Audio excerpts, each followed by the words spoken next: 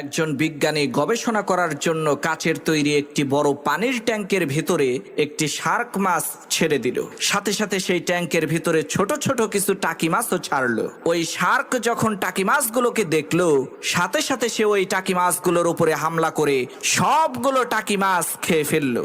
এরপরে সেই বিজ্ঞানী ওই পানির ট্যাঙ্কের একেবারে মধ্যখানে একটি কাঁচ দিয়ে বেড়া দিয়ে আলাদা আলাদা চেম্বার তৈরি করলো এবং এক পাশের চেম্বারে ওই শার্ক মাছটাকে ছাড়লো আর অন্য পাশের চেম্বারে টাকি মাছগুলোকে ছাড়লো।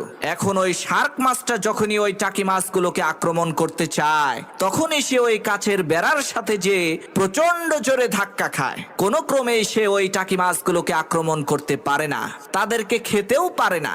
এইভাবে কয়েকদিন থাকার পর ওই বিজ্ঞানী পানির ট্যাঙ্কের মধ্যে থাকা ওই কাচের বেড়াটাকে উঠিয়ে নিল। এবার ঘটলো এক আশ্চর্য কাহিনী। টাকি মাছগুলো শার্ক মাছের কাছে চলে আসলো, তার মুখের সামনে